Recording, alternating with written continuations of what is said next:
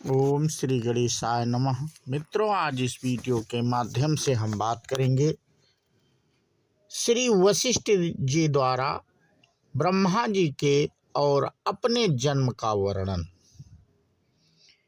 ज्ञान प्राप्ति का विस्तार, श्री राम जी के वैराग्य की प्रशंसा, वक्ता और प्रश्नकर्ता के लक्षण आदि का विशेष रूप से वर्णन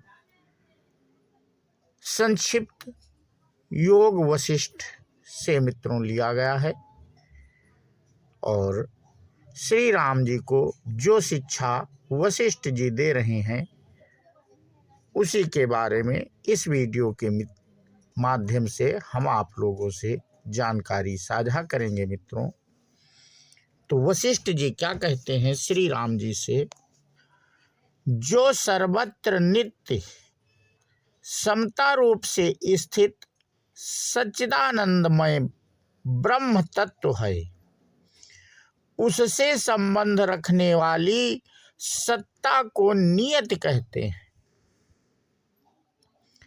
वही नियंता की नियंत्रण शक्ति है तथा नियंत्रण में रहने वाले पदार्थों में जो नियंत्रित होने की योग्यता है वह भी सत्ता ही है। अब मैं उस सार गर्भित संहिता का वर्णन करूंगा जो इहलोक और परलोक की सिद्धि के लिए परम पुरुषार्थ रूप फल प्रदान करने वाली और मोक्ष के उपाय भूत साधनों से संपन्न है। उसे तुम सावधानतया श्रवण करो। प्राचीन काल की बात है, सृष्टि के आदि में परमेष्ठी ब्रह्मा ने मोक्ष कथा का वर्णन किया था। यह कथा संपूर्ण दुखों का विनाश करने वाली है और बुद्धि को परम शांति प्राप्त करने वाली है, प्रदान करने वाली है। सारे विवेकशील पुरुषों के साथ इस मोक्ष कथा को सुनकर तुम उस दुख रहित सच्चिदानंदमय परम पद को प्राप्त कर लोगे, जहां पहुंचकर जाने पर पुनः विनाश का भय नहीं रह जाता। श्री राम जी ने पूछा, ब्राह्मण, पूर्व काल में ब्रह्मा जी ने किस लिए इस कथा का वर्णन किया था और आपको इसकी प्राप्ति कैसे हुई? हे प्रभु, यह वृतांत मुझे बताइए।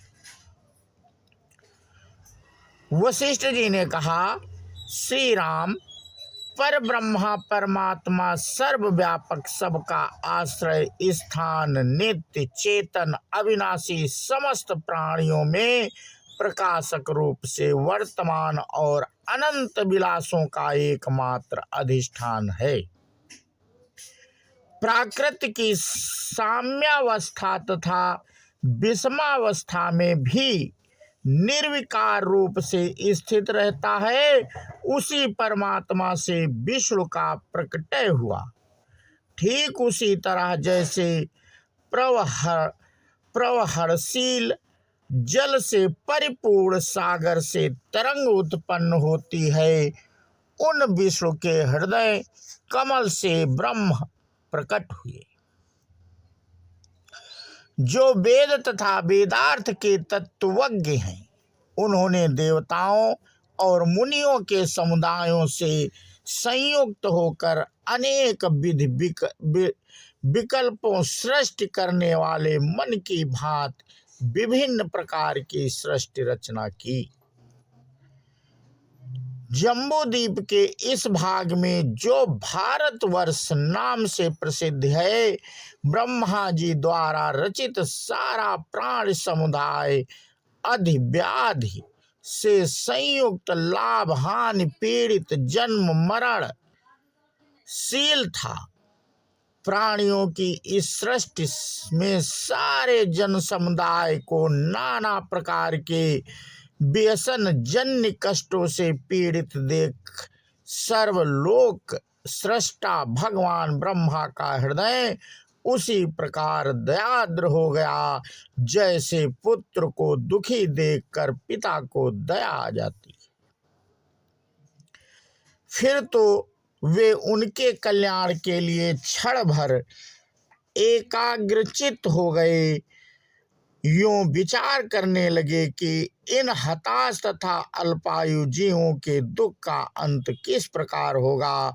ऐसा विचार सामर्थ्यशाली स्वयं भगवान ब्रह्मा ने उनके कष्ट पर हरण के लिए तप, धर्म, दान, सत्य और तीर्थ सेवन आदि साधनों का निर्माण किया। इन्हें उत्पन्न करके सृष्टिकर्ता ब्रह्मा ने पुनः स्वयं विचार किया कि इन साधनों से लोगों के सांसारिक दुख समूल विनाश नहीं हो सकता, बल्कि परम निर्वाण रूप मोक्ष ही परम सुख है, जिसकी प्राप्ति हो जाने पर जीव जन्म मृत्यु के चक्र से छूट जाता है। उस मोक्ष की प्राप्ति ज्ञान से ही होती है। इसलिए जीव के लिए संसार सागर से पार होने का एकमात्र उपाय ज्ञान है। तप, दान और तीर्थ सेवन आदि भव तरण के लिए सीधे उपाय नहीं कहे गए हैं।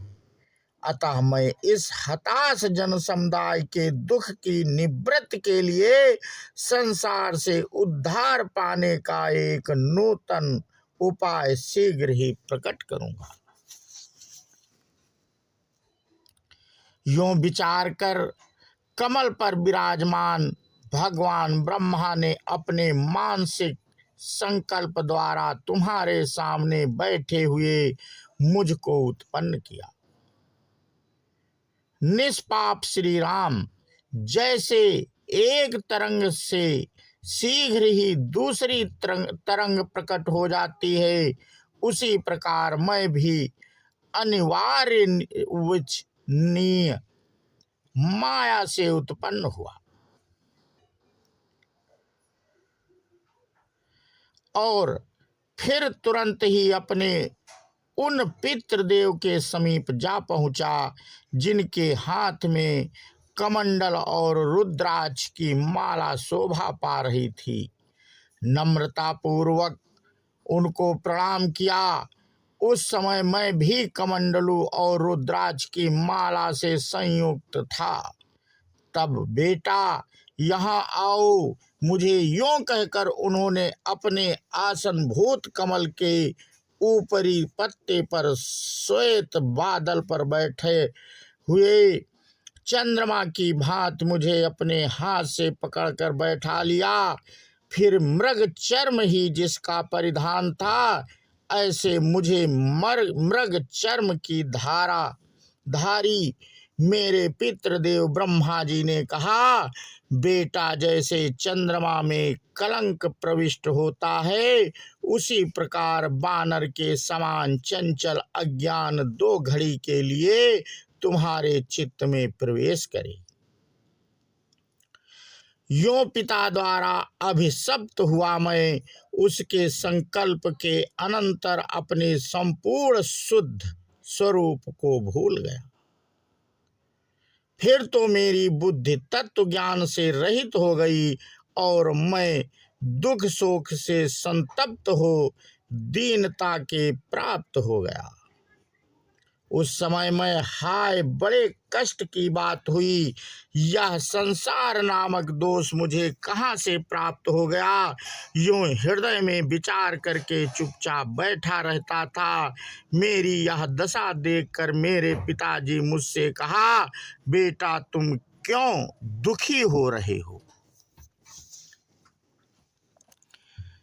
अपने इस दुख के नाश का उपाय मुझसे पूछो, उसे जानकर तुम नित्य परमात्मा को प्राप्त हो जाओगे। तब मैंने उनसे पूछा, नाथ या महान दुखमय संसार मुझ प्राणी को कहाँ से प्राप्त हो गया और इसका विनाश किस प्रकार होता है? मेरे यूं प्रश्न करने पर उन्होंने मुझे ऐसे प्रचुर ज्ञान का उपदेश दिया जिस परम पावन ज्ञान को प्राप्त कर मैं पिताजी के अभिप्राय के अनुरूप अधिक ज्ञान संपन्न हो गया। इस प्रकार जब मुझे ज्ञातव्य तत्व ज्ञान की जानकारी हो गई और मैं अपनी प्रकृति में स्थित हो गया, तब जगत सृष्टा तथा सबकी उत्पत्ति के कारण स्वरूप और उपचेष द्वेष्टा ब्रह्मा जी ने मुझसे कहा, पुत्र, मैंने प्रथमतः तुम्हें साप द्वारा ज्ञानहीन करके पुनः समस्त अधिकारी जनों का ज्ञान सिद्ध के लिए इस सारभूत ज्ञान का पिपासु बनाया है। अब तुम्हारा साप शांत हो गया है और तुम्हें परमोत्कृष्ट ज्ञान की प्राप्ति हो गई है, जिससे तुम मेरे ही सदृश अद्वितीय आत्मस्वरूप हो गए हो। साधु, अब तुम प्राणियों पर अनुग्रह करने के लिए भूलोक में जम्बू द्वीप के मध्य भाग में स्थित भारतवर्ष में जाओ।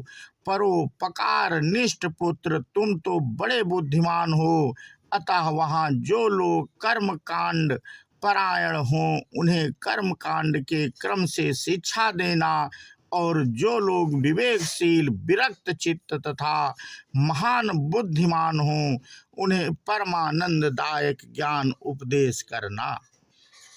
रघुकुल भूषण राम, इस प्रकार मैं अपने पिता ब्रह्मा जी द्वारा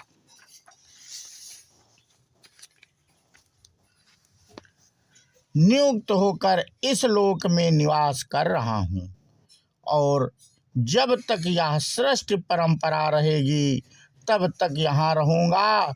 जिस प्रकार भगवान ब्रह्मा ने मुझे यहाँ आने का आदेश दिया, उसी प्रकार उन्होंने सनक सनंदन, सनातन, सनत कुमार तथा नारद आदि अन्यान्य बहुत से महर्षियों को भी यह कहकर प्रेरित किया कि तुम लोग भारतवर्ष में जाकर पवित्र कर्म कांड तथा ज्ञान कांड के उपदेश द्वारा वहाँ के निवासियों का जो अंतःकरण अज्ञान रूपी रोग के वशीभूत होकर महान कष्ट भोग रहे हैं, उनका उद्धार करो। तो मित्रों, आज का प्रसंग हम यहीं पे समाप्त करते हैं और इसके आगे की कथा हम अपने अगले वीडियो के माध्यम से साझा करेंगे। बोलो सियावर रामचंद्र की जय, हनुमान जी की जय। जय हिंद, जय भारत, वंदे मातरम।